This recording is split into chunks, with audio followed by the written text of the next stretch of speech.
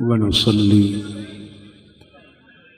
ونسلم على سيدنا ومولانا محمد رسوله النبي الأمين المكين الحنين الرؤوف الرحيم. أما بعد، أعوذ بالله من الشيطان الرجيم. بسم الله الرحمن الرحيم.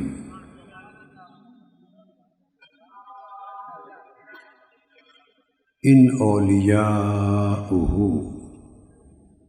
إلا المتقون. صدق الله مولانا العظيم. محترم پیر سید الحسن شاہ صاحب،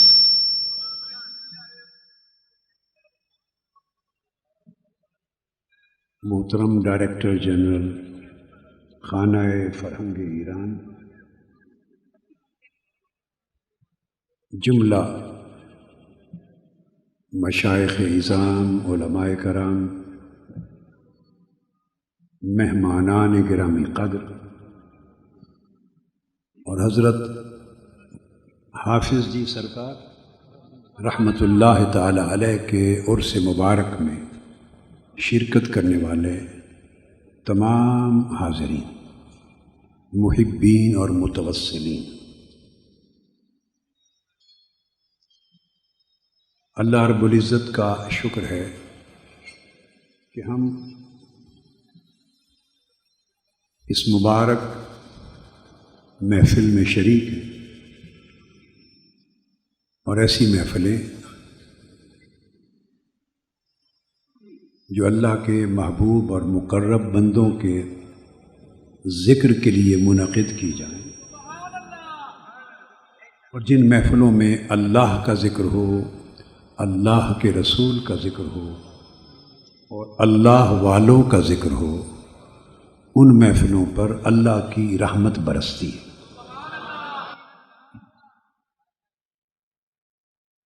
ہر شخص اپنی نیت اور اپنی صلاحیت اور اپنے اخلاص اور اپنی طلب کے مطابق کچھ نہ کچھ برکت لے کر جاتا ہے۔ آج کی اس محفل میں تھوڑی دیر کے لیے جو میں گفتگو کر رہا ہوں، اللہ جل مجدہ کی توفیق سے وہ اس آیہ کریمہ سے متعلق ہے جس کی تلاوت بار بار ہوئی۔ میں نے بھی اس موضوع پر قرآن مجید کی ایک آیہ کریمہ کا حصہ پڑھا، سادہ طریقے سے اس کا مفہوم سمجھانا چاہتا ہوں۔ اللہ رب العزت نے فرمایا کہ اللہ کے ولی، بولیے کون؟ اللہ کے اولیاء، اللہ کے ولی صرف وہ لوگ ہوتے ہیں جو متقی ہوتے ہیں۔ اللہ رب العزت نے اپنی ولایت اور اپنا تقوی، ان دو چیزوں کو لازم و ملزوم قرار دے دیا کہ ولایت تقوی کے بغیر موجود نہیں ہوتی، اور تقوی ہی بندے کو ولایت تک پہنچاتا ہے۔ یہ دونوں باہم لازم و ملزوم ہیں۔ ولایت کیا ہے اور تقوی کیا ہے؟ تقوی کا ایک مختصر سا اور بڑا ہی جامع معنی دو جملوں میں سمجھا دوں، پھر اس کی روشنی میں ولایت کو اور ولی کو سمجھنا آسان ہو جائے۔ عام طور پہ آپ لوگ یہی سنتے اور پڑھتے ہیں، اور ترجموں میں بھی لکھا ہوتا ہے تقوی سے مراد اللہ سے ڈرنا۔ تقوی سے مراد اللہ سے ڈرنا۔ اب وہ جو ڈرنا ہے وہ اس طرح کا ڈر نہیں ہے جیسے ہم زندگی میں مختلف چیزوں سے ڈرتے ہیں۔ چونکہ اس طرح کا ڈر ہو تو اس سے وحشت پیدا ہوتی ہے، موانست پیدا نہیں ہوتی۔ جیسے ہم ایک دوسرے کو ڈراتے ہیں،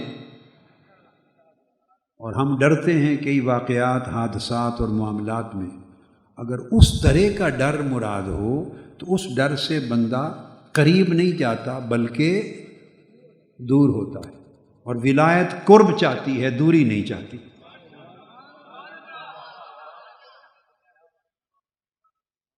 جو ولی ہے وہ قریب ہوتا ہے اللہ کے، اور اللہ سے دور نہیں ہوتا۔ تو سمجھنا پڑے گا کہ تقویٰ کون سا ڈر ہے جو قربت دیتا ہے، قریب لاتا ہے اور دوری کو مٹاتا ہے۔ تو مختصر لفظوں میں معنی سمجھ لیں اور کبھی نہ بھولیں زندگی میں، یہ آپ کے دل و دماغ میں ثبت ہو جانا چاہیے۔ تقویٰ کا معنی یہ ہے کہ اللہ تعالی جس جگہ، جس مقام پر اور جس کام میں آپ کو دیکھنا چاہتا ہے، جہاں اللہ آپ کو دیکھنا چاہتا ہے وہاں سے غیر حاضر نہ ہو، اور جہاں آپ کو نہیں دیکھنا چاہتا وہاں حاضر نہ ہو۔ آپ کو سمجھ آئی بات؟ اللہ جہاں آپ کو نہیں دیکھنا چاہتا، کوئی جگہ، کوئی مقام، کوئی کام، کوئی عمل، کوئی فعل، کوئی عادت، کوئی طور طریقہ، جہاں پر اللہ چاہتا ہے کہ میرا بندہ موجود نہ ہو، وہاں آپ کو جب اللہ دیکھے تو آپ کو نہ پائے، وہاں آپ نہ ہوں، کبھی بھی نہ ہوں۔ اور جہاں اللہ پاک چاہتا ہے کہ میرا بندہ یہاں ہو، جب اللہ کی نگاہ پڑے تو آپ کو غیر حاضر نہ پائے، وہاں آپ کو موجود پائے اور یہاں آپ کو مفقود پائے، وہاں سے آپ غائب نہ ہوں اور یہاں آپ حاضر نہ ہوں۔ اگر یہ دو چیزیں آپ کی زندگی میں آ جائیں تو اس کو تقویٰ کہتے ہیں۔ اس کو مختلف قسم کی کام کرتے ہیں نا آپ، کئی کام ایسے ہیں جنہیں اللہ نے چاہا کہ بندہ یہ کرے، کئی کام ایسے ہیں جنہیں اللہ پاک نہیں چاہتا کہ بندہ کرے، تو وہ کام بھی ایک جگہ بن گئی، اس کو مواطن کہتے ہیں، مواقع کہتے ہیں۔ نماز کا وقت آ گیا، اللہ چاہتا ہے کہ آپ اس وقت اس کے حضور موجود ہوں، آپ اس وقت غیر حاضر ہوئے وقت نماز میں تو تقویٰ نہ رہا۔ اللہ چاہتا ہے کہ آپ سخت کلامی نہ کریں، تہمت اور الزام میں نہ پڑیں، گالی گلوچ نہ کریں، ایک دوسرے کے ساتھ کرخت لب و لہجے سے بات نہ کریں۔ یہ بھی ایک موطن ہے، ایک موقع ہے۔ اگر آپ ایسا کرتا ہوا پائے گئے، اللہ نے دیکھا اور اس نے دیکھا کہ یہ گالی گلوچ کر رہا ہے، طعن و تشنیع کر رہا ہے، دوسرے بندے پر سختی کر رہا ہے، الزام تراشی کر رہا ہے، برا بھلا کہہ رہا ہے، اس سے نفرت کر رہا ہے، تو اللہ نے دیکھا آپ کو ایک ایسا فعل کرتے ہوئے جو فعل اسے پسند نہیں تھا، تو آپ کا تقویٰ چلا گیا، آپ کا تقویٰ چلا گیا۔ اللہ چاہتا ہے کہ آپ کے دل میں حرص نہ ہو، لالچ نہ ہو، دنیا کے، مال و دولت کی، جاہ و منصب کی آپ کو طلب اور حرص نہ ہو، اور پھر اللہ نے دیکھا تو آپ کے دل کو اس حرص کی جگہ پر موجود پایا. اس نے دیکھا کہ دل حرص میں ہے. اس نے کہا یہاں میرا تقوی نہیں ہے. اللہ نے چاہا کہ بندہ بے نیاز ہو، بندہ دنیا سے بے نیاز ہو. اس نے چاہا کہ اسے مجھ سے محبت ہو. اس نے چاہا کہ میرے حضور تواضع اور انکساری ہو. اس نے چاہا کہ اس کے دل میں صدق اور اخلاص ہو. اس نے چاہا کہ اس کے پاس وفا ہو، تقوی ہو، طہارت ہو، پاکیزگی ہو. جب اس نے چاہا کہ اس کے ہاں یہ ہو، اور اس نے جب دیکھا تو اس نے یہ کچھ پایا، اس کو کہتے ہیں کہ تقوی ہو گیا. یعنی جب اللہ دیکھے جو وہ چاہتا ہے اس کام سے غیر حاضر نہ ہو، اور جو وہ نہیں چاہتا اس کام میں حاضر نہ ہو. اگر یہ دو شرطیں پوری ہو جائیں تو اس کو کہتے ہیں کہ یہ متقی ہو گیا. یہ تقوی ہے. اب اس تقوی کے لیے کسی خاندان کی شرط نہیں ہے، کسی حسب و نسب کی شرط نہیں، کسی امیری غریبی کی شرط نہیں، کسی شہر اور محلے کی شرط نہیں، کسی قصبے اور گاؤں کی شرط نہیں، کسی قد اور قامت کی شرط نہیں، کسی گورے اور سیاہ رنگ کی شرط نہیں، کون سی زبان اور بولی بولتا ہے اس کی شرط نہیں. جس شخص میں تقوی اس نے پا لیا اس نے اس کے ساتھ دوستی کر لی. اور جس سے اللہ نے اپنی دوستی کا فیصلہ کر لیا کہ اس کو دوست بناتے ہیں، وہ ولی ہو گئے. آپ سمجھ گئے بات؟ پہلے اللہ پاک دیکھتا ہے بندے کو، اور جب وہ ولی ہوتا ہے ہر روز ایک دن میں اللہ رب العزت 70 مرتبہ اپنے ولی کے دل کی طرف تکوا ہے. ہر روز 70 مرتبہ اللہ رب العزت اپنے ولی کے دل کو دیکھتا ہے.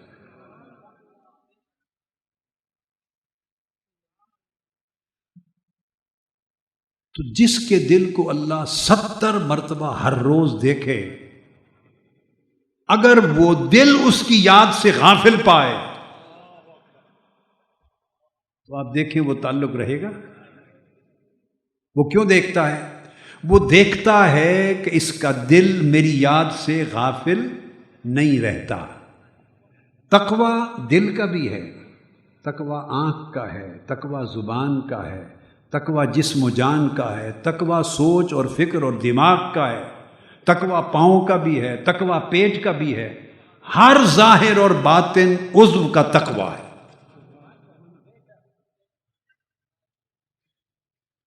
تو جب تقوی انسان کو نصیب ہو جائے، اور تقوی کیا ہے کہ بندہ اپنے حال کی نگرانی کرے، بندہ اپنے حال کی نگرانی کرے اللہ کے لیے، یہ تقوی ہے. اور تقوی بندے کو ولایت تک پہنچاتا ہے، ولایت سے جوڑتا ہے. اور ولایت کیا ہے اور ولی کیا ہے، اس کے دو معنی ہیں. ولی کے قرآن مجید میں بھی دو طرح ذکر آیا ہے. ایک جگہ ذکر آیا ہے الا ان اولیاء اللہ، بے شک اللہ کے دوست، اللہ کے ولی، انہیں کوئی خوف و غم نہیں ہوتا. جو میں نے آیت کریمہ پڑھی، فرمایا ان اولیاءہ، اس کے دوست، اس کے ولی. یہ سمجھ گئے نا؟ وہاں بندے کو اللہ کا ولی کہا ہے. کیا؟ بندے کو اللہ کا ولی کہا ہے. دوسرے مقام پر فرمایا اللہ ولی الذین آمنوا، کہ اللہ بندے کا ولی ہے. دیکھو بندہ بھی ولی ہے، اللہ بھی ولی ہے. بندہ اس کا ولی ہے، اللہ اس کا ولی ہے. تو ولایت ایک دوہرے رشتے کا نام ہے. یک طرفہ رشتے سے ولایت نہیں بنتی. یک طرفہ رشتے سے ولایت نہیں بنتی. جب تک بندہ اللہ کا دوست اور اللہ بندے کا دوست نہ ہو، جب تک دوستی دونوں طرفوں سے قائم نہ ہو جائے ولایت وجود میں نہیں آتی۔ یہ قرآن مجید میں دونوں طریقوں سے بیان کیا گیا ہے۔ اب آپ پوچھیں گے بندہ اللہ کا ولی کیسے ہوتا ہے اور اللہ بندے کا ولی کیسے ہوتا ہے؟ اس کے لیے ولی کا معنی سمجھنا ہوگا۔ ولی اور ولایت اس کے کئی معنی ہیں۔ ایک معنی ہے نگران، ایک معنی ہے نگران۔ بچہ بچی یتیم رہ جائیں، چھوٹے ہوں، تو اس کا ایک ولی ہوتا ہے، وہ اس کی نگرانی کرتا ہے، اس کا دھیان رکھتا ہے، اس کے معاملات کو سنوارتا ہے۔ پھر جو نگران ہوتا ہے ولی، اس کا ایک کام اور ہے۔ میں آپ کو ایسی مثالیں دیتا ہوں تاکہ آپ کو سمجھنے میں مشکل نہ۔ آپ جب نکاح کی تقریب منعقد کرتے ہیں تو لڑکی کی طرف سے ایک ولی بناتے ہیں، لڑکی کی طرف سے ایک ولی بناتے ہیں۔ وہ ولی لڑکی کی نمائندگی کرتا ہے کیونکہ اس کا نگران ہے۔ بہت سے معنی ہیں مگر صرف ایک معنی نگرانی کا لے رہا ہوں۔ ولایت کا معنی محبت بھی ہے، ولایت کا معنی قرب بھی ہے، تو ولی بہت سے معانی میں ولی ہوتا ہے، مگر ایک معنی لے رہا ہوں صرف نگرانی۔ تو اگر بندہ ولی ہوا تو وہ کس شے کا نگران ہوا؟ ولی کا معنی ہے نگران۔ اللہ ولی ہوا تو وہ کس شے کا نگران ہے؟ بندہ جب ولی ہوتا ہے تو وہ نگران ہوتا ہے کس شے کا؟ اپنی زندگی میں اللہ کے ہر حکم کا نگران ہوتا ہے۔ اللہ نے کہا یہ کرنا ہے، پھر وہ ولی وہ ہے جو اللہ کے اس حکم کا پہرا دیتا ہے۔ اللہ نے فرمایا یہ نہیں کرنا، ولی وہ ہے کہ اللہ کے منع کرنے کا پہرا دیتا ہے۔ نگرانی کا مطلب ہے پہرا دینا۔ ولی اللہ کے ہر حکم کا پہرے دار ہوتا ہے۔ اور آپ کسی کو اگر پہرے دار مقرر کریں اور رات کو سو جائے تو آپ اس کو پہرے دار مانیں گے؟ کہیں جس چیز کی نگرانی کے لیے آپ کو مقرر کیا آپ تو وہ کر ہی نہیں رہے، تو اس کا مطلب ہے نگرانی اور غفلت ساتھ ساتھ نہیں چلتے، نگرانی اور نافرمانی ساتھ ساتھ نہیں چلتی۔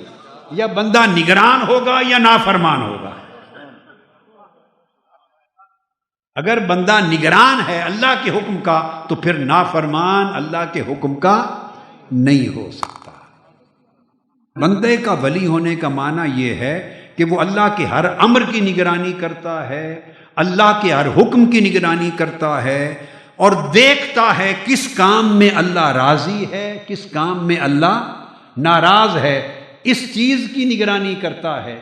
دیکھتا ہے کون سا عمل مجھے اللہ کے قریب لے جائے گا، کون سا عمل اللہ کے سے دور کر دے گا، اس قریبی اور دوری کی نگرانی کرتا ہے، اللہ کی رضا اور ناراضگی کے معاملے کی نگرانی کرتا ہے، اس کی اطاعت اور معصیت کے معاملے کی نگرانی کرتا ہے۔ ایسا کام بندہ نہیں کرتا جس میں اللہ کی نافرمانی ہو۔ اگر اللہ کی نافرمانی ہو گئی تو بندہ اللہ کے امر کا نگران اور پہرے دار نہ رہا۔ اس لیے ولی کبھی شریعت کے خلاف نہیں کر سکتا۔ جو شخص شریعت کے خلاف زندگی بسر کرے وہ ہواؤں میں بھی اڑتا پھرے، وہ ولی نہیں ہو سکتا۔ یہ ہے ایک معنی۔ حضرت سلطان العارفین، چونکہ حضرت پیر سید سعید الحسن شاہ صاحب کا سلسلہ نقش بندیہ ہے اور قادریہ بھی ہے، اس مناسبت سے میں ایک بزرگ کا واقعہ کوٹ کرنا چاہتا ہوں اس نقطہ کو سمجھانے کے لیے کہ ولی، یاد رکھ لیں، ولی کبھی شریعت کے خلاف نہیں جا سکتا۔ جو شخص شریعت کے خلاف ایک قدم بھی اٹھائے وہ ولی نہیں۔ حضرت بایزید بستامی رحمۃ اللہ تعالی علیہ سے لوگوں نے کہا، آپ کے مریدوں نے، کہ فلاں شخص بہت بڑا ولی ہے، فلاں شہر میں بہت بڑا ولی ہے۔ آپ نے فرمایا چلو بھائی اس ولی کو دیکھتے ہیں، زیارت کرتے ہیں، ولی کی زیارت کرتے ہیں، چلتے ہیں۔ مریدین کو ساتھ لیا اور آپ چلے گئے۔ طویل سفر کر کے جب اس شہر میں پہنچے تو وہ جس کی نسبت دعویٰ ولایت تھا، جو مشہور تھا کہ ولی ہے، جب پہنچے تو اچانک اس کو دیکھا یہاں مختلف کتب تصوف میں، ائمہ تصوف نے یہ واقعہ دو طرح سے بیان کیا، تو میں نے دونوں چیزیں کر دیتا ہوں۔ ایک طریقہ یہ بیان کیا کہ جب آپ وہاں پہنچے تو وہ مسجد میں داخل ہو رہے تھے، وہ اللہ کا بندہ تیزی سے جب مسجد میں داخل ہوا تو بایاں پاؤں پہلے رکھا گیا، مسجد بایاں پاؤں رکھا، چلا گیا۔ سیدنا بایزید بستامی رحمۃ اللہ علیہ نے اپنے تلامذہ شاگردوں مریدوں سے کہا چلو واپس چلیں۔ انہوں نے کہا حضور آپ اتنا لمبا سفر کر کے آئے، اس گاؤں میں پہنچے، اس سے سلام دعا ہی نہیں کیا، تو واپس چلیں۔ فرمایا ہم اس کا ولی دیکھنے آئے تھے، اس کا ولی دیکھنے آئے تھے اور یہ ولی نہیں ہے۔ پوچھا کیسے؟ فرمایا دیکھیے دوستی ادب کا رشتہ ہے مولا سے، ولایت اور دوستی مولا سے ادب کا رشتہ ہے، جسے اس کے گھر کا ادب نہیں ہے اسے اس مولا کا ادب کیا ہوگا، اسے اس کے رشتے کا ادب کیا ہوگا۔ یہ اپنے مالک کے گھر میں داخل ہوتے بایاں قدم رکھ رہا ہے، جسے اس کے گھر کا ادب معلوم نہیں اسے اس کی دوستی کا ادب کیا جانے۔ اور دوسرا طریقہ کتب تصوف میں یہ آیا ہے حکایت کہ اس کو دیکھا، اس نے تھوکا، قبلہ رخ اس کا منہ تھا اور کعبہ شریف کی سمت اس نے تھوک دی۔ ایک باریک سی بات ہے، انسان بے دھیانی کرتا ہے نا، انسان بے دھیانی کرتا ہے، رخ نہیں دیکھتا، قبلہ کی سمت اس نے تھوک دیا۔ حضرت بایزید بستامی واپس چل پڑے، فرمایا جسے اپنے مولا کہ گھر کی سمت کا ادب نہیں اسے مولا کی دوستی کا کیا ادب ہو، وہ کیا جانے مولا کی دوستی کے راز۔ ہم بے دھیانی میں کرتے ہیں نا، بولیے۔ اور عام آدمی اور ولی میں فرق یہ ہے کہ عام آدمی بے دھیانی کرتا ہے، ولی بے دھیانی نہیں کرتا۔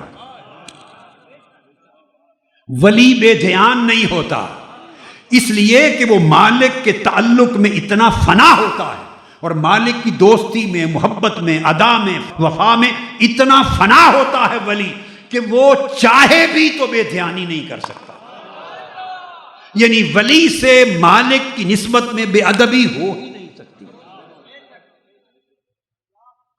وہ اتنا نگرانی کرتا ہے ولی اللہ کے امر کی، اس کے ادب کی، اس کی شریعت کی، اس کے حکم کی، اس کے امر کی، اس کی نہی کی، اس کی رضا کی، ہر چیز کی اتنی نگرانی کرتا ہے کہ جو نگران ہے وہ بے دھیان نہیں ہو سکتا، جو نگران ہے وہ بے دھیان نہیں ہو سکتا۔ بڑے پرانے زمانے کی بات ہے، 1985 کی غالباً یا 87-88 کی پرانی، میرا خطاب تھا قصور میں۔ میں قصور میں خطاب کرنے گیا تو میرا گن مین تھا پرسنل، اس کا نام تھا قابل خان۔ وہ سٹیج پر کھڑا تھا سیکیورٹی کی ڈیوٹی کرنے، تو میرے خطاب کا جب درمیان آیا تو اس کو وجد ہو گیا، اس کی گن نیچے گر گئی اور وہ خطاب میں مست ہو کر وجد میں آ گیا۔ میں نے اس کو ڈیوٹی سے فارغ کر دی۔ میں نے اسے کہا کہ وجد کرنا ہے تو فقیر بن، اگر گن مین کرنا ہے تو دھیان کر۔ مطلب ہے بنے ہوئے ہو گن مین اور ساتھ وجد کرتے ہو، تو یہ بے دھیانی کیا ہے؟ جیسی ڈیوٹی ہو اسی کا دھیان ہوتا ہے، جیسی ڈیوٹی ہو۔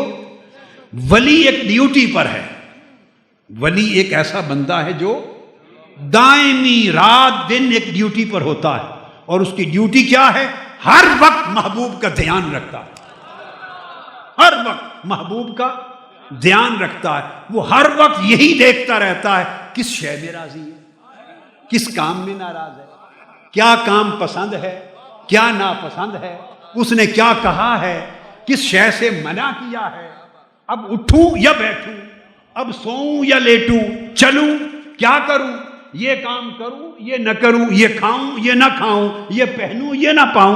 یعنی ولی ہمہ وقت اس کے دھیان میں فنا رہتا ہے، اور جسے محبوب کے دھیان کے سوا کسی شے کا خیال ہی نہ ہو، وہ اس کے امر کو کیسے توڑ سکتا ہے؟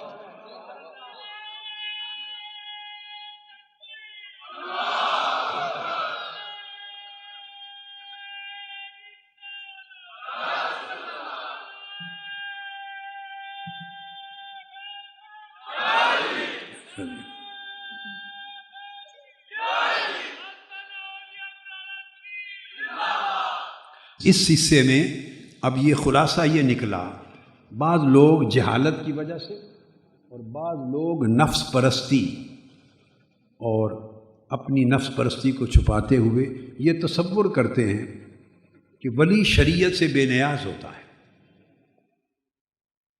شریعت کی پیروی مولویوں کا کام، ظاہر بینوں کا کام ہے، تو ولی اس سے بلند ہوتا ہے۔ یہ سراسر گمراہی ہے۔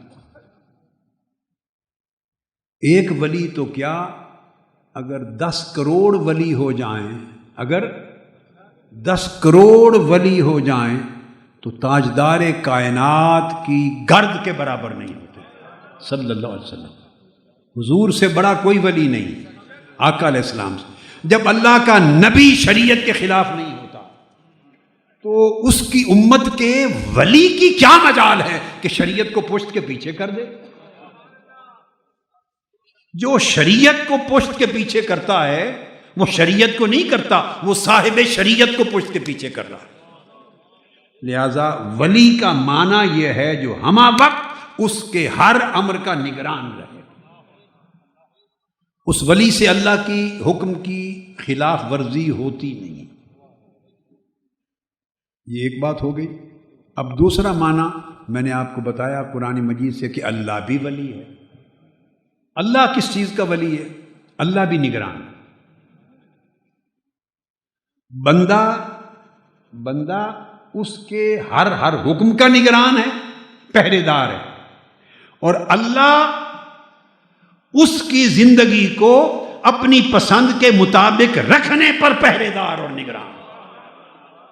اللہ اس کی اپنی حفاظت میں لیتا ہے، یہ اللہ بندے کا ولی ہے، حفاظت میں لیتا ہے، اپنے ولی کے دل میں ایسی کوئی خواہش نہیں آنے دیتا جو اسے پسند نہیں، اپنے ولی کی زبان سے ایسی بات نہیں نکلنے دیتا جو لب و لہجہ اس کو پسند نہیں، اپنے ولی کی زندگی میں ایسا کوئی کام نہیں ہونے دیتا جو اسے پسند نہیں، اپنے ولی کی زندگی میں نہ ایسا قال آنے دیتا ہے نہ ایسا حال جو اسے ناپسند ہو۔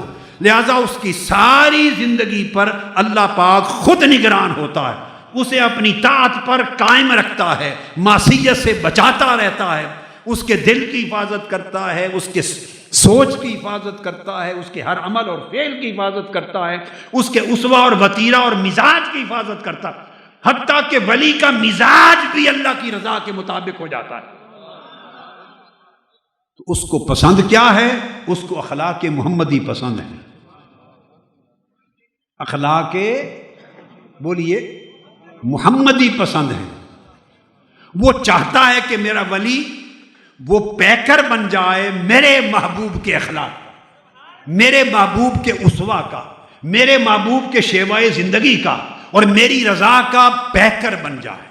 اس کی اللہ نگرانی کرتا ہے، اللہ پاک اس امر کی نگرانی کرتا ہے۔ یہ آپ سمجھ گئے نا؟ تو اب دیکھیے، بندہ اس کی رضا کا نگران رہتا ہے اور اللہ اس کی رضا کے مطابق اس کی عمل درآمد کرنے کی جو توفیق ہے اس کا نگران رہتا ہے۔ یہ دو طرفہ نگرانی بندے کو ولی بناتی ہے۔ دو طرفہ نگرانی بندے کو بولیے ولی بناتی ہے، اور پھر ولایت کا چشمہ اس کے دل سے پھوٹتا ہے۔ اللہ پاک نے بندے کو دو چیزوں کا مرکب بنایا ہے۔ باہر، انسان کا باہر، اس کو جسم بنایا ہے، اور انسان کے جسم کے اندر ایک روح رکھی ہے۔ جسم کا ذکر کیا اللہ رب العزت نے، اعوذ باللہ من الشیطان الرجیم، انی خالق بشرا من صلصال من حمأ مسنون۔ جسم کو مٹی سے بنایا، جسم کو مٹی سے بنایا، سادہ سی بات ذہن میں رکھ، مٹی سے بنایا۔ اس کو فرمایا خالق بشرا من صلصال، یاد رکھ، کیا؟ مٹی میں سے، گارے میں سے، چپکتے گارے سے، سیاہ بودار گارے سے، اس میں سے بنایا۔ تو گویا جسم کو مٹی کا ایک جز بنایا۔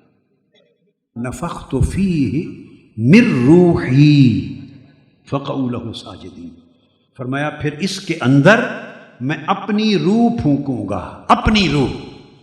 جب میری اپنی روح کا چراغ اس بندے میں جل پڑے، فرشتوں سے فرمایا سراپا تعظیم ہو جانا۔ میری روح کا چراغ جل پڑے تو سراپا تعظیم ہو جانا۔ اس سے پتہ کیا چلا؟ جسم کا تعلق اس مٹی کی دنیا سے رکھا ہے، اور اس میں وہی خاصیتیں ہیں جسم میں جو اس مادی مٹی کی دنیا کی ہیں۔ روح کو فرمایا من روحی، اس کا تعلق اپنی بارگاہ سے رکھا ہے، اور روح میں وہی خاصیتیں ہیں جو عالم ملکوت میں ہیں، جو عالم لاہوت میں ہیں اور عالم جبروت میں ہیں۔ روح ایک نور ہے، جسم مٹی کی دنیا کا ایک مادہ ہے، مادے کے پردے میں نور کا چراغ جلایا ہے۔ اب جسم بھی زور لگاتا ہے کہ میں اندر جو دل ہے، دل پر قبضہ کروں اور دل میرے جیسا ہو جائے۔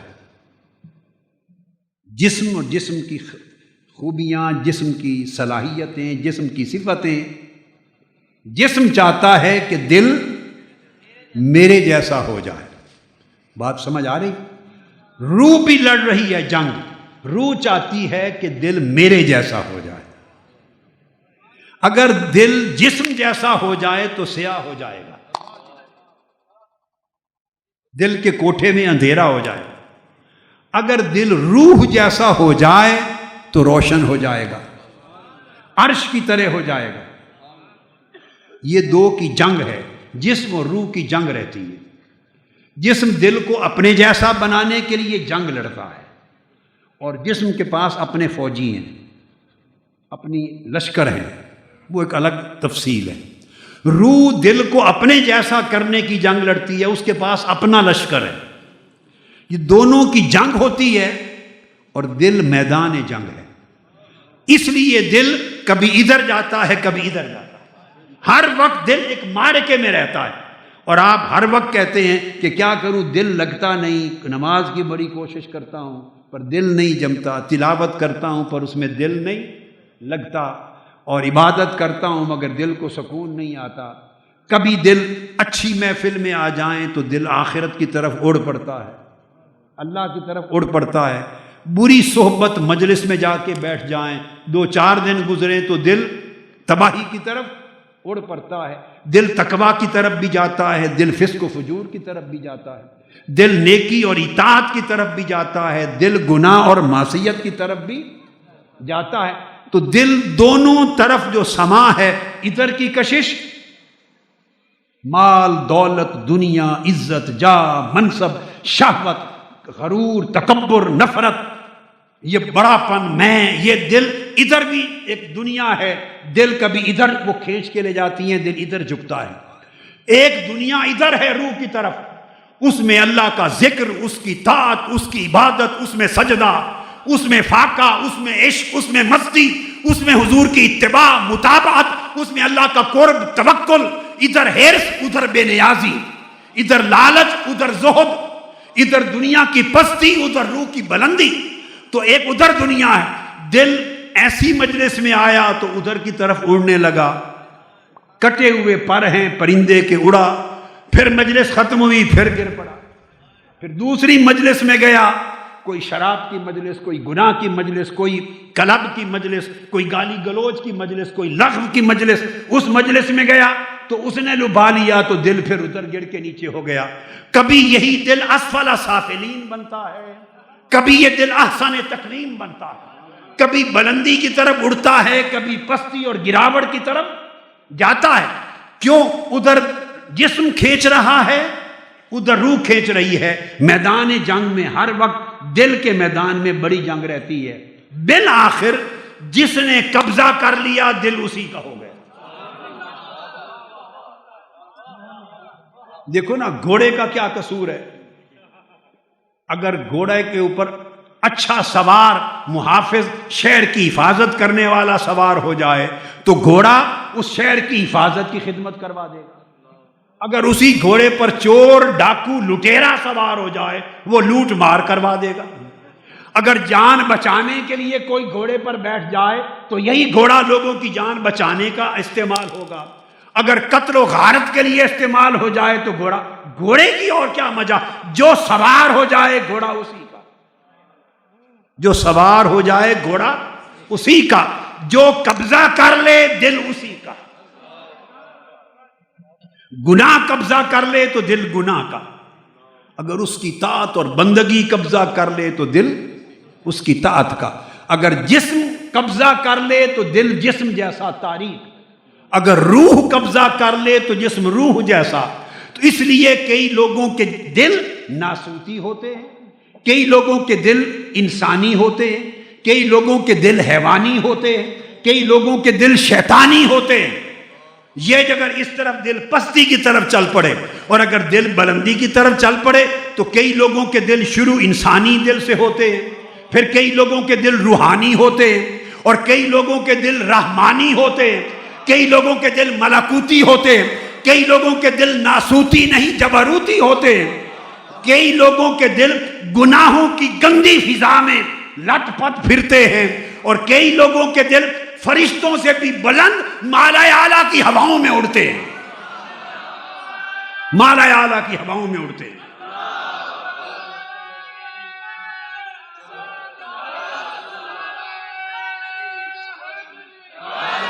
تو میں نقطہ یہ سمجھا رہا تھا, یہ جنگ ہے. اب اس جنگ میں اگر آپ روح کو فتح دلا دی, جسم چاہتا ہے کہ زیادہ کھائے, روح چاہتی ہے کم کھائے, قلیل الطعام ہو. جسم چاہتا ہے کثیر الطعام, جسم چاہتا ہے کثیر النوم, زیادہ سوئے. روح اس وطن سے آئی ہے جہاں بستر کوئی نہیں تھا, روح اس وطن سے آئی ہے جہاں بریانی اور قورمہ نہیں تھا, روح اس وطن سے, اس مالا اعلیٰ سے آئی ہے جہاں بکرے ذبح نہیں ہوتے تھے, چولہے نہیں تھے. روح کی خوراک اور تھی, جسم کی خوراک, جسم کی خوراک وہ ہے جو آپ اور ہم جانتے ہیں. روح کی خوراک یار کا ذکر, یار کی یاد, یار کی قربت. وس دے ہاسے تے وس دے ناسے, تیری جھوک دے آسے پاسے, سن دے ہاسے مٹھیاں گالی تے سونا یار سنیدہ ہاسے. روح کی خوراک اس کی طاعت, اس کا سجدہ, اس کا ذکر, اس کی عبادت, اس کا نور. روح اس میں مست ہے. جتنا یہ ملتا ہے روح توانا روشن ہوتی ہے. جسم کو جتنی خوراک ملتی ہے جسم اس طرح توانا ہوتا ہے. جسم چاہتا ہے دل بھی میری طرح غافل ہو جائے, روح چاہتی ہے دل بھی میری طرح شاغل ہو جائے. اللہ جب روح قابض ہو اور جسم کے اندر دل کو روح اپنے جیسا بنا لے, اپنے جیسا بنا لے, تو جب دل پر روح کا رنگ چڑھ جائے, روح ترقی کر کے سر بن جاتی ہے اور دل ترقی کر کے روح بن جاتا ہے. دل روح کے مقام پر آ جاتا ہے اور روح سر کے مقام پر. تو اس طرح دل منزلیں طے کرتا چلا جاتا ہے. جب دل روح کے رنگ میں رنگا جائے تو وہ فرش پہ چلنے والا انسان عرشی بن جاتا ہے، فرشی انسان عرشی بن جاتا ہے۔ اور ایک جملے میں سمجھ لو، جب فرشی انسان من میں اندر سے عرشی بن جائے سمجھو ولی اللہ ہو گیا ہے، ولی ہو گیا ہے۔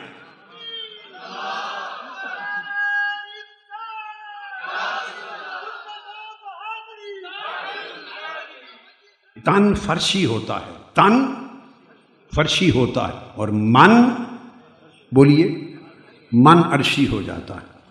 جب یہ کیفیت نصیب ہو جائے تو اس کیفیت کو اور اس حالت کو ولایت کہتے ہیں، اور ایسے انسان کو ولی کہتے ہیں، ایسے انسان کو ولی کہتے ہیں، اور وہ پھر دل کا سخی ہو جاتا ہے۔ بس اس کی صرف ایک چیز بیان کر کے تو اجازت چاہتا ہوں، باقی تو ہزارہ مضامین ہیں، آپ سنتے رہتے ہیں، آپ ویڈیو پہ اور آن لائن اور سوشل میڈیا، یوٹیوب پہ ساری دنیا ہی سنتی رہتی ہے، آپ بھی سنتے ہیں۔ ایک چیز بیان کرتے، وہاں پڑھتے بھی ہیں، ایک چیز سن لیں، ولی کی علامت کیا ہوتی ہے۔ ولی کی حضرت عبداللہ بن جعفر بیان کرتے ہیں، حضرت عبداللہ بن جعفر بیان کرتے ہیں کہ میں گھر سے چلا اور ایک صحرا میں آیا، صحرا میں نخلستان تھا، کھجوروں کا باغ تھا۔ جب اس میں داخل ہوا تو میں نے ایک جوان دیکھا بیٹھا ہوا، اور میں نے نگاہ ڈالی تو اس جوان کے چہرے پر ولایت اور معرفت کے آثار تھے۔ میں نے اس کے چہرے کو دیکھا، اس پر ولایت اور معرفت کے آثار تھے۔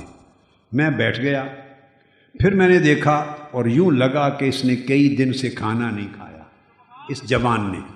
حضرت عبداللہ بن جعفر فرماتے ہیں میرے پاس 3 روٹیاں تھیں، کتنی؟ میں نے تینوں روٹیاں اس جوان کو دی کہ آپ کھا لیں۔ انہوں نے تینوں روٹیاں لے کے اس طرح اپنے پاس رکھ لیں۔ حضرت عبداللہ بن جعفر کہتے ہیں تھوڑی دیر میں کتا آ گیا۔ اب میں آپ کو ابھی تک ولی کا معنی سمجھ گئے نا، اب ولی کا وتیرہ سمجھا رہا ہوں۔ پہلے ولی کا معنی سمجھایا، اب ولی کا وتیرہ، ولی کا طریقہ، ولی کا طریقہ، ولی کی زندگی، اس کی عادت، بس ایک ہی سمجھا رہا۔ تو ایک کتا آ گیا، اس جوان نے ایک روٹی اٹھائی اور کتے کو پھینک دی۔ کتے نے روٹی کھا لی اور کھا کے ختم کر کے پھر منہ اٹھایا جوان کی طرف، اس نے دوسری روٹی بھی کتے کو پھینک دی۔ اس کتے نے دوسری روٹی بھی ختم کر لی اور پھر منہ اس جوان کی طرف اٹھا کے کھڑا ہو گیا۔ اس نے وہ تیسری روٹی بھی اس کو دے دی۔ کتے نے تیسری روٹی کھائی اور سیر ہو گیا اور بھاگ گیا واپس، پھر منہ اٹھا کے کھڑا نہیں ہوا، بھاگ گیا۔ حضرت عبداللہ بن جعفر کہتے ہیں کہ میں اس جوان کے قریب گیا، میں نے کہا جوان، آپ ان 3 روٹیوں میں سے ایک کتے کو دے دیتے، 2 اپنے لیے رکھ لیتے، بہت ہی زیادہ کچھ کرنا تھا تو اس کو 2 دے دیتے اور ایک اپنے لیے رکھ دیتے روٹی۔ آپ نے تینوں روٹیاں اس کو دے دیں، کیا؟ تینوں روٹیاں اس کو دے دیں۔ اب آپ خود کیا کریں گے؟ جوان تو خود کیا کرے گا؟ تو خود کیا کرے گا؟ اس جوان نے کہا کہ اللہ کی اس توفیق کی لذت پہ شکر ادا کروں گا، یہ جو اس نے توفیق دی اب دن بھر اس کی لذت میں رہوں گا اور شکر ادا کروں گا۔ انہوں نے کہا کہ میں تو یہ پوچھ رہا ہوں کہ ساری روٹیاں اس کو کھلا دیں، کیوں کچھ اپنے لیے رکھتے؟ اس جوان نے کہا کہ ہماری زمین جہاں یہ نخلستان ہے، باغ ہے، گاؤں ہے، یہ زمین کتوں کی زمین نہیں ہے۔ دور دور تک ہمارے قصبے کے ارد گرد کتے نہیں ہوتے۔ اب اس کتے کا آنا، اس کا مطلب ہے ہمارے گاؤں کے دور دور تک کتا ہے ہی نہیں، یہ کتوں کی زمین نہیں۔ اس کا مطلب ہے بہت دور سے کہیں سے آیا ہے اور روٹی کی تلاش میں آیا ہے، کتا بھوکا تھا۔ مجھے شرم آئی کہ وہ بار بار سر اٹھاتا تھا اور مجھے اندازہ ہوتا تھا کہ اس کی بھوک ابھی مٹی نہیں. مجھے شرم آئی کہ خود اپنے لیے روٹی رکھ لوں, کتے کو بھوکا واپس بھیج دوں. مجھے شرم آئی. تو ولی کتے کو بھوکا رکھنے پہ بھی شرماتا. ولی کتے کا بھی اتنا خیال کرتا ہے, انسان تو پھر بڑی بات ہے. کتے کے جذبات کا اتنا خیال کرتا ہے, اور انسان کے جذبات. ولی کسی شخص کا دل نہیں توڑتا, ولی کسی کو گالی نہیں دیتا, ولی کسی کو حقیر نہیں جانتا, ولی کسی کو اوئے توئے نہیں کرتا, ولی کسی کے ساتھ سخت درست لہجے میں بات نہیں کرتا, ولی کنجوس نہیں ہوتا. جس کو کنجوس دیکھو اللہ کی عزت کی قسم غلطی سے بھی ولی نہ سمجھو. ولی کنجوس نہیں ہوتا. اور اگلی بات سمجھاؤں, ولی لینے والا نہیں ہوتا, ولی دینے والا ہوتا. ولی لینے والا نہیں ہوتا, ولی دینے والا ہوتا ہے. ولی کا ہاتھ ایسے نہیں ہوتا. کیا کرو ایسے ہاتھ. ولی کا ہاتھ ایسے کبھی نہیں ہوتا, ولی کا ہاتھ ایسے ہوتا ہے. ولی دیتا ہے, ولی معاف کرنے والا ہوتا ہے. ولی کا شیوا اور وتیرہ یہ, جب اللہ کی ولایت کا دوہرا رشتہ قائم ہو جاتا ہے تو عادات بدل جاتی ہیں. بشری انسانی گھٹیا عادات رہتی ہی نہیں ہیں. ہوتا بشری جسم ہے, عادات فرشتوں والی آ جاتی ہیں, ملکوتی عادات آ جاتی ہیں. حضرت شقیق بلخی رضی اللہ تعالی عنہ مدینہ طیبہ حاضر ہوئے اور زیارت کے لیے آئے سیدنا امام جعفر الصادق علیہ السلام. سیدنا امام جعفر الصادق علیہ السلام کی زیارت کے لیے حاضر ہوئے. جب آ کے بیٹھے تو سیدنا امام جعفر الصادق رضی اللہ تعالی عنہ آپ نے فرمایا, شقیق تم بلخ سے آئے ہو, بلخ افغانستان کا ایک شہر ہے. پوچھا تمہارے ہاں فتوت ایک لفظ ہے, فتوت سمجھ لو ولی کی عادت. فتوت کیا ہے؟ ولی کی عادت, ولی کا طریقہ. صوفی کا, ولی کا, عارف کا طور طریقہ, یہ سادہ لفظوں میں سمجھ لو. فتوت کے معنی ہیں الگ, مگر میں آپ کو سادہ بات سمجھا رہا ہوں. ولی کا شیوا, ولی کا طور طریقہ, اللہ والوں کا شیوا, اس کو فتوت کہتے ہیں. آپ نے پوچھا تو آپ کے ہاں فتوت کا معنی کیا ہے, یعنی ولی کا طریقہ کیا ہے؟ حضرت شقیق بلخی نے جواب دیا کہ ولی کا طریقہ یعنی فتوت یہ ہے کہ ملے تو شکر کر دے, نہ ملے تو صبر کرے. ملے تو شکر کرے, نہ ملے تو صبر کرے. آپ نے فرمایا کہ ہمارے شہر میں یعنی مدینہ میں کتوں کا یہی حال ہے. ہمارے ہاں تو کتوں کا یہی حال ہے. کتوں کو ملے تو شکر کرتے ہیں, دم ہلاتے ہیں, نہ ملے تو صبر کرتے ہیں, بیٹھ جاتے ہیں. تو فرمایا حضرت آپ کے ہاں فتوت کیا ہے, آپ کے ہاں ولی کا طریقہ کیا ہے؟ فرمایا ہمارے ہاں فتوت یہ ہے کہ ملے تو بانٹ دے, نہ ملے تو شکر کرے. ملے تو بانٹ دے, نہ ملے تو شکر کرے. یہ تو حضرت امام جعفر الصادق کا جواب تھا. اب آخری حصے پہ آپ کے ذہن, چونکہ گفتگو ختم کر رہا ہوں, ایک تشویش اور سوال رہ جائے گا کہ ملے تو بانٹ دے, یہ تو سمجھ میں آ گیا, نہ ملنے پہ شکر کیسا کرے؟ ملا نہیں, نہ ملنے پہ شکر سمجھ میں نہیں آتا. تو میں نے کہا گفتگو ختم کرنے سے پہلے سوال کا جواب دیتا جاؤں. ولی نہ ملنے پہ شکر اس لیے کرتا ہے کہ اگر حرام ملے تو عذاب ہے, اگر حرام ملے تو عذاب ہے, اور حلال ملے تو حساب ہے. حلال ملے تو حساب ہے. ولی کو جب نہیں ملتا تو شکر کرتا ہے کہ حساب سے بچ گئے, مولا تیری بارگاہ میں حساب بڑا سخت ہے, تو نے حساب دینے سے بچا لیا. یہ ولی کا اور اولیاء کا ایک شیوہ زندگی ہے جو اللہ کی دوستی کی رنگ میں جو لوگ رنگے جاتے ہیں, ان کے شیوے اور ان کے طور طریقے ملکوتی ہو جاتے ہیں, بشری ناسوتی نہیں رہتے. اللہ پاک فضل کرے, ہمیں اس راہ پر چلنے کی توفیق دے. وما علینا الا البلاغ والسلام علیکم ورحمۃ اللہ وبرکاتہ۔